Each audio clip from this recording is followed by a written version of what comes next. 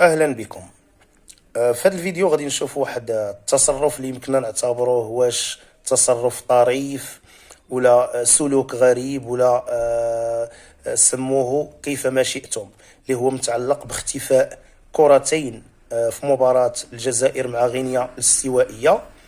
ومن بعد الرجوع للكاميرات تم التعرف على أن اللي سرق هاد الكرات وحدة منهم كان واحد من الوفد الجزائري، كيف ما ظهر في واحد الفيديو. هاد الوفد الجزائري حاول في البداية ينكر أنه ماشي هو اللي سرق هاد الكرة، ولكن بعد ما وجهته المسؤولة ديال الكاف على أنها كتوفر على التسجيل ديال الكاميرات اللي كيبين بوضوح أن واحد من الوفد ديال المنتخب الجزائري هو اللي خدا الكرة وداها معاه لمستودع الملابس وكان كيحاول باش يسرقها، وما عليه الا يرجعها والا غادي يتواجهوا بالفيديو وغادي يتم اتخاذ عقوبات في حقه. هنا نهار واعترف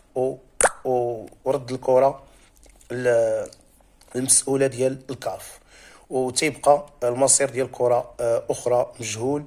وكنظن على أن اللي سرق الكرة الأولى راه أكيد حتى هو غادي يكون سرق حتى الكرة الأخرى. إذا هذه واحدة من التصرفات الغريبة والعجيبة ديال هاد المنتخب اللي كنتمناو باش يغادر المنافسة ويتقصى في أقرب وقت باش نتهناو منه ومن صداعه ومن الصحافة ديالو ومن الجمهور ديالو اللي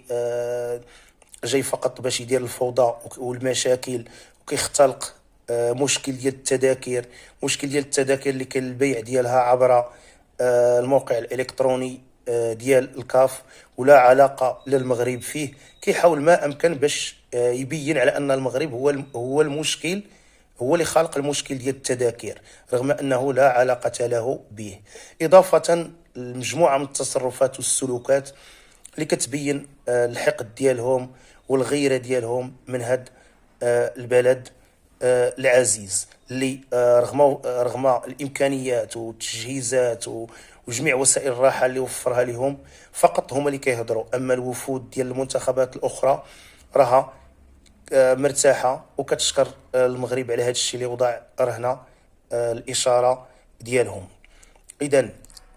اللي يمكننا نقولوه هو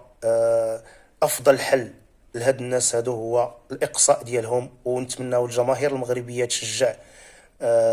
منتخب الكونغو الديمقراطيه العنيد في المباراه ديال الثمن مع هاد مع المنتخب ديال كابرانات الجزائر يوم الثلاثاء المقبل، ويدفعوا بهاد الكونغو الديمقراطيه من اجل الفوز وتحقق الانتصار عن جداره واستحقاق، خاصه انه منتخب قوي وعنيد وشرس وقادر على تحقيق الفوز، وما علينا إلا تشجيعه حتى ينهي لنا هذا صداع الراس اللي كاين عندنا هذه الأيام.